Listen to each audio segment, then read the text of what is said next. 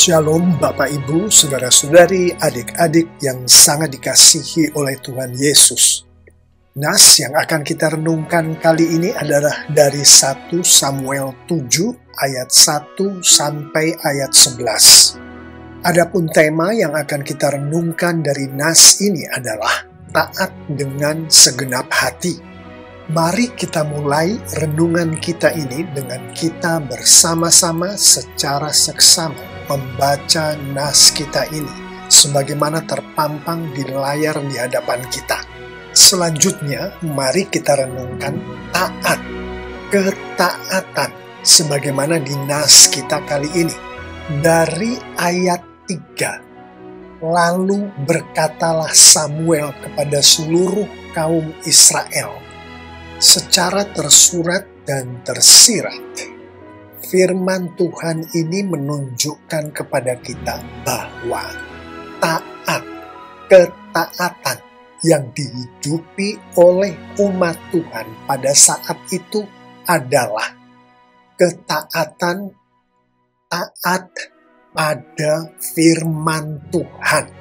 Yang di dalam konteks ini adalah firman Tuhan yang disampaikan oleh Tuhan kepada umatnya, yaitu bangsa Israel, melalui nabinya, Nabi Samuel. Yang mana di dalam konteks yang sedang kita renungkan ini, ketaatan, taat ini adalah dalam menjauhkan berhala. Sebagaimana ditunjukkan melalui anak kalimat, jauhkanlah para allah asing dan para asitoret dari tengah-tengahmu. Ketaatan, taat ini adalah juga dalam beribadah pada Tuhan. Sebagaimana ditunjukkan di anak kalimat, beribadahlah hanya kepadanya. Lebih jauh mengenai ketaatan, mengenai taat secara tersurat dan tersirat, dan berdasarkan konteks Alkitab secara keseluruhan dan berdasarkan penafsiran-penafsiran yang ada dari ayat 5 pada anak kalimat aku akan berdoa untuk kamu kepada Tuhan. Kita mengetahui bahwa ketaatan, bahwa taat itu dihidupi di dalam doa kepada Tuhan. Yang salah satu penafsirannya adalah ketaatan atau taatnya seorang umat Tuhan itu dimohonkan oleh umat Tuhan itu kepada Tuhan melalui doa kepada Tuhan. Ini juga ditafsirkan sebagai ketaatan atau taat itu dilandasi oleh doa kepada Tuhan. Ketaatan atau taat yang dilakukan oleh seseorang di luar doa, artinya tidak didoakan kepada Tuhan memohon supaya ketaatan itu diberkatkan kepada seseorang, dan ketaatan itu tidak berlandaskan pada doa, maka ketaatan yang dilakukan oleh seseorang itu bukanlah ketaatan yang sedang dibicarakan di dalam nas kita ini. Bukanlah ketaatan sebagaimana yang ada di dalam Alkitab. Dari ayat 5 dan ayat 6, pada anak-anak kalimat, kumpulkanlah segenap orang Israel. Setelah berkumpul di Mispa, khususnya sehubungan dengan kata kumpulkanlah dan berkumpul, kita mengetahui bahwa ketaatan atau taat yang semacam yang dibicarakan di Alkitab ini, yang sedang kita renungkan bersama ini, dihidupi oleh umat Tuhan di dalam persekutuan umat Tuhan, dihidupi oleh umat Tuhan di dalam gereja Tuhan, yang ditafsirkan sebagai seorang umat Tuhan tidak menghidupi ketaatan secara sendiri-sendiri, karena di dalam menghidupi ketaatan Antara lain diperlukan akuntabilitas, diperlukan ada orang yang saling mendoakan satu sama lain, diperlukan ada orang yang saling mengingatkan satu sama lain akan ketaatan, akan taat kepada firman Tuhan ini. Ketaatan atau taat tidak dihidupi sendiri. Ketaatan atau taat dihidupi di dalam persekutuan umat Tuhan. Dari ayat 6, ada anak-anak kalimat, mereka menimba air dan mencurahkannya di hadapan Tuhan. Mereka juga berpuasa pada hari itu dan berkata di sana, kami telah berdosa kepada Tuhan. Kita mengetahui bahwa ketaatan, bahwa taat itu dihidupi dengan pertobatan, berpuasa, dan dengan pengakuan dosa. Salah satu penafsirannya adalah bahwa ketaatan atau taat ini diberkatkan oleh Tuhan kepada umat-Nya yang memiliki kehidupan rohani yang baik dan yang memiliki hubungan yang baik dengan Tuhan.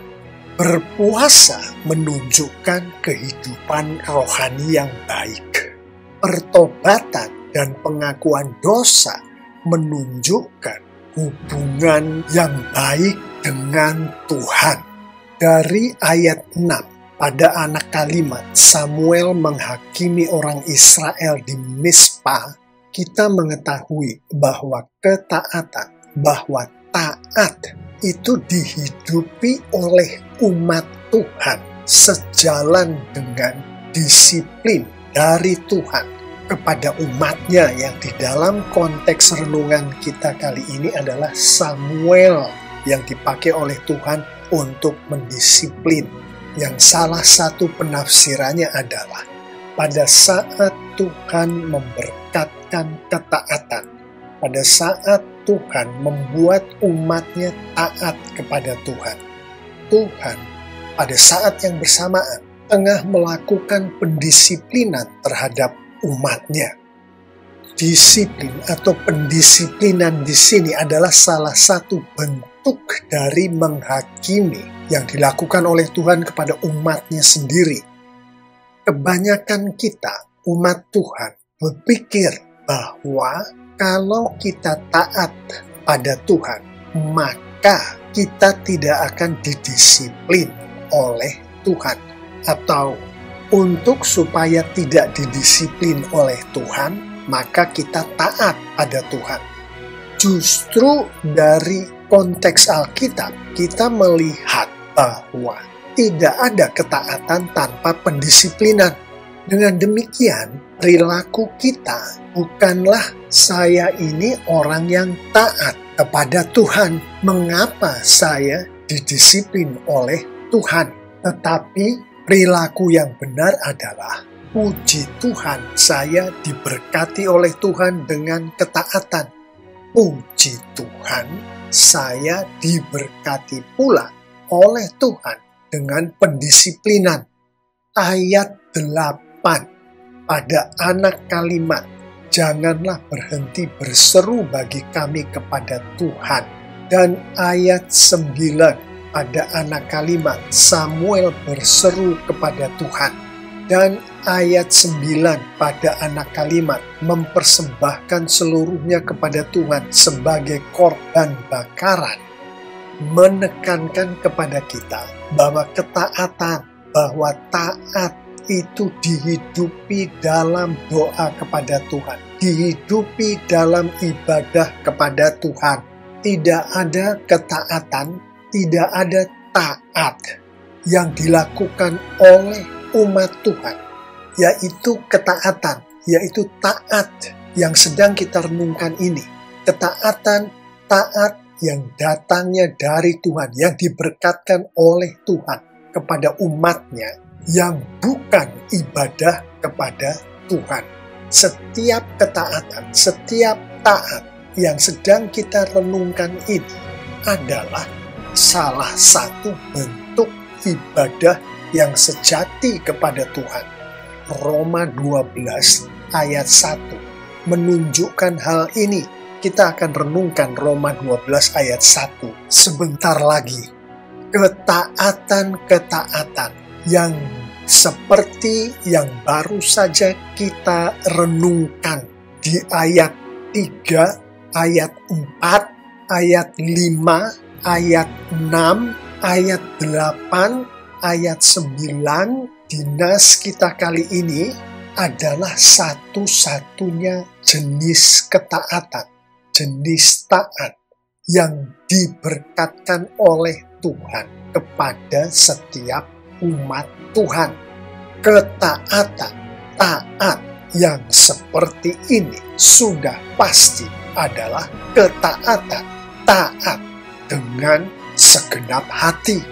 Nas kita kali ini juga menunjukkan kepada kita bahwa Tuhan berkenan memberkati umatnya yang menghidupi ketaatan, taat dengan segenap hati ini.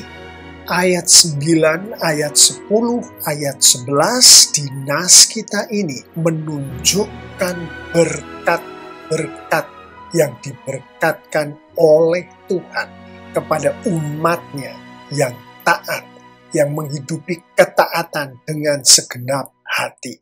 Dari ayat 9, maka Tuhan menjawab dia, kita mengetahui Tuhan memberkati umatnya yang menghidupi ketaatan, menghidupi taat dengan segenap hati. Dari ayat 10, tetapi pada hari itu Tuhan mengguntur dengan bunyi yang hebat ke atas orang Filistin dan mengacaukan mereka sehingga mereka terpukul kalah oleh orang Israel. Kita mengetahui Tuhan berkenan memberkati umatnya yang taat kepada Tuhan dengan segenap hati. Dari ayat 11, memukul mereka kalah sampai hilir Bet-kar.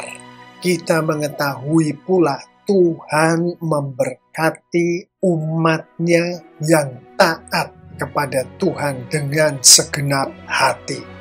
Demikianlah Bapak Ibu, Saudara-saudari, adik-adik yang sangat dikasihi oleh Tuhan Yesus. Renungan kita akan taat dengan segenap hati. Saya akan menutup renungan kita kali ini dengan mengajak kita untuk bersama-sama merenungkan beberapa poin penutup berikut. Poin penutup pertama untuk kita renungkan adalah ketaatan, taat seperti yang sedang kita renungkan ini. Ketaatan seperti yang dimaksud oleh Alkitab adalah hasil karya Tuhan. Datangnya dari Tuhan, Tuhan yang memberkatkan kepada umatnya.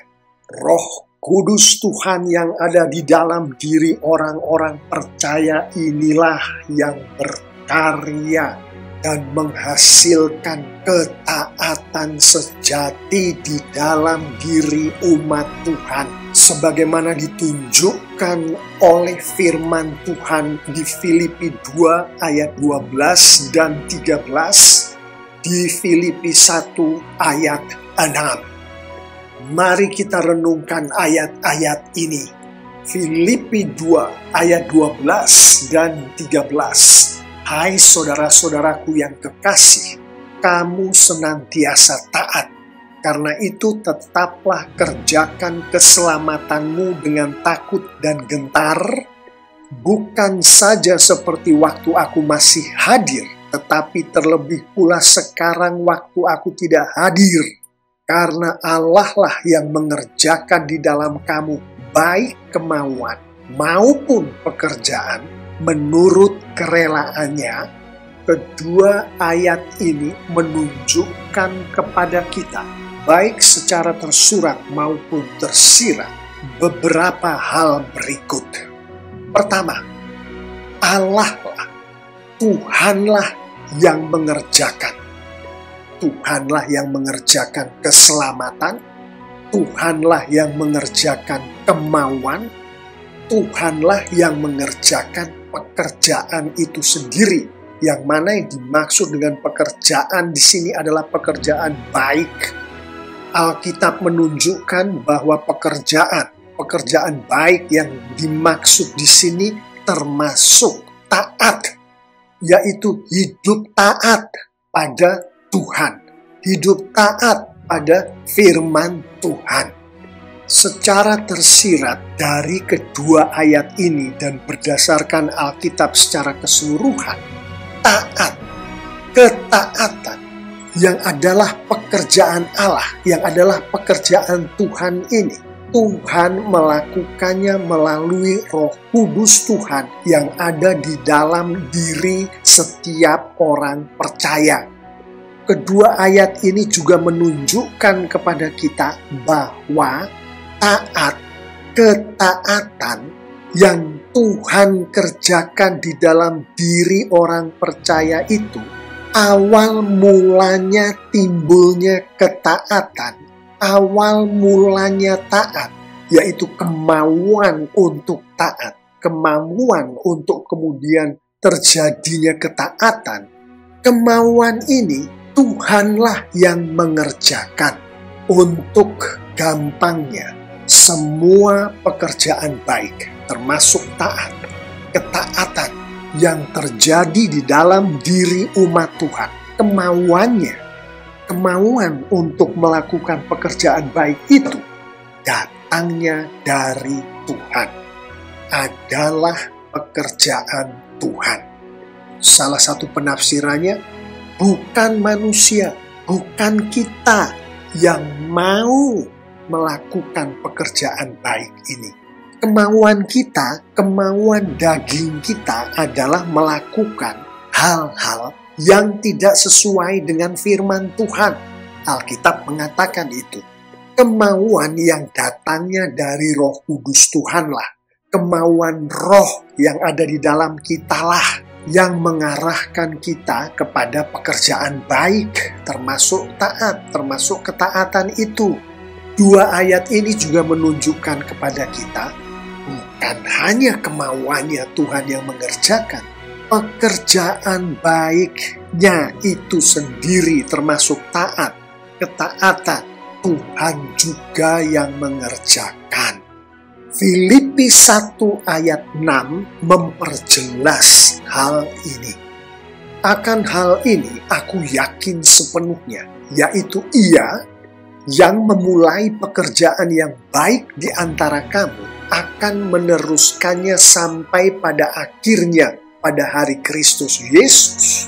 Ayat 6 ini secara tersurat dan tersirat menunjukkan kepada kita bahwa pertama, pekerjaan baik yang di Filipi 2 ayat 13 adalah pekerjaan itu ialah yang memulai. Ia di sini menurut Filipi 1 di ayat-ayat sebelum ayat 6 adalah Allah Bapa kita, adalah Tuhan Yesus Kristus sebagai bagian dari ketritunggalan Allah. Yang di dalam kehidupan kita orang-orang percaya adalah Roh Kudus Tuhan yang ada di dalam diri kita. Ayat 6 ini juga menunjukkan kepada kita, bukan hanya Allah memulai pekerjaan baik itu, Allah pula lah yang meneruskan pekerjaan baik itu. Dan Allah pula lah yang mengakhiri, yang menyelesaikan pekerjaan baik itu. Allah lah, Tuhanlah yang memulai, yang meneruskan, dan yang mengakhiri, yang menyelesaikan semua pekerjaan baik itu. Yaitu pekerjaan baik yang hanya dapat dilakukan oleh umatnya Tuhan atas karya Allah, karya Tuhan melalui Roh Kudus Tuhan yang ada di dalam diri umat Tuhan, di dalam diri kita semua. Renungan lebih dalam mengenai ketaatan dengan segenap hati adalah karya Tuhan, adalah hasil karya Tuhan, dapat kita simak pada ulasan YouTube berjudul Ketaatan Sejati.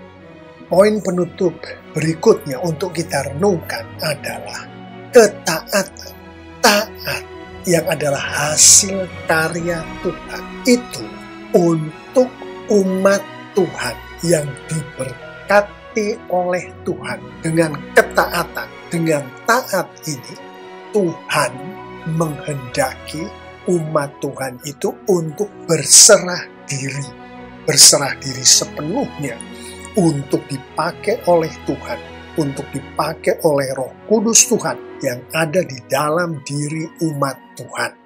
Umat Tuhan di sini adalah umat Tuhan yang sudah lahir baru di dalam Kristus Yesus.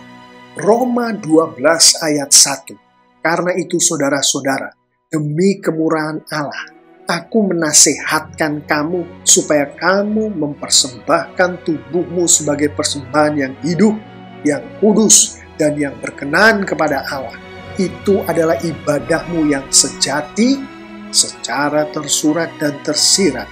Ayat 1 ini menunjukkan kepada kita bahwa Tuhan, firman Tuhan, menghendaki kita semua, umat Tuhan yang sejati, untuk mempersembahkan tubuh kita, yang artinya menyerahkan tubuh kita, menyerahkan diri kita.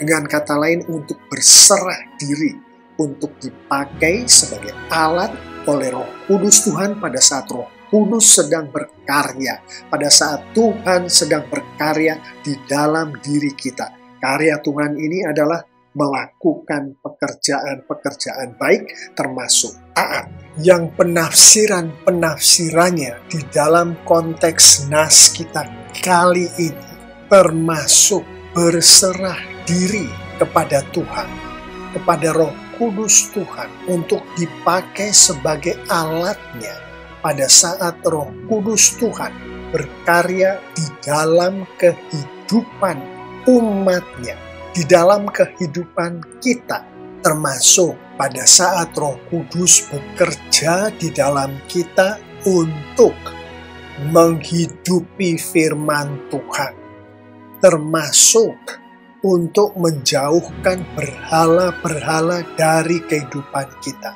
termasuk untuk beribadah kepada Tuhan, termasuk untuk berdoa kepada Tuhan, termasuk untuk menghidupi persekutuan bersama dengan umat Tuhan lainnya, termasuk untuk menghidupi persekutuan di dalam gereja, termasuk untuk bertobat kepada Tuhan, untuk berpuasa, untuk pengakuan dosa kepada Tuhan.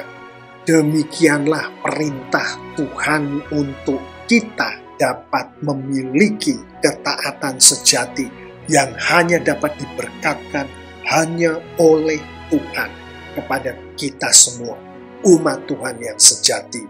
Lebih jauh mengenai berserah diri ini dapat disimak pada ulasan YouTube berjudul Ketaatan Sejati.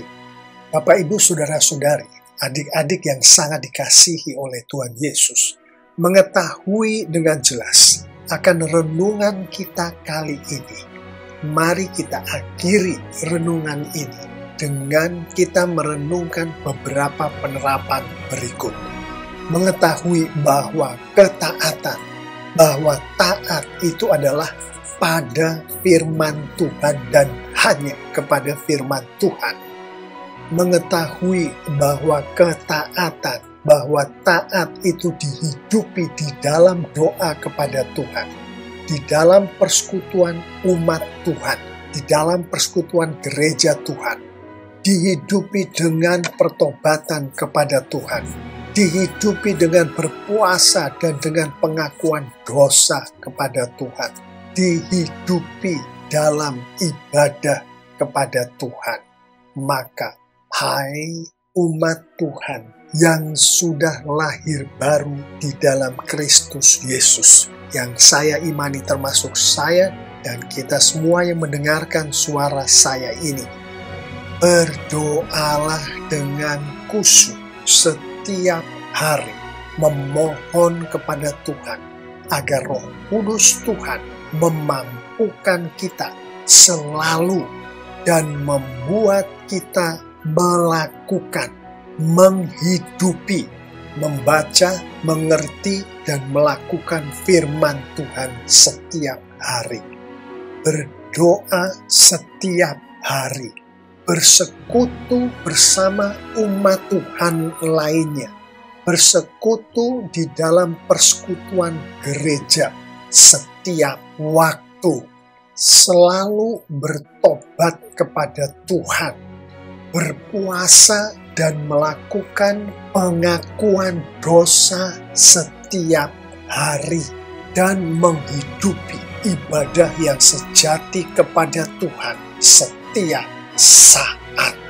Saya mengimani jika kita semua umat Tuhan yang sejati atas urapan dan bimbingan dari Roh Kudus Tuhan menghidupi firman Tuhan yang baru saja kita renungkan ini lengkap dengan penerapan-penerapannya, maka Tuhan kita, Tuhan Yesus kita semakin dipermuliakan dengan luar biasa. Amin.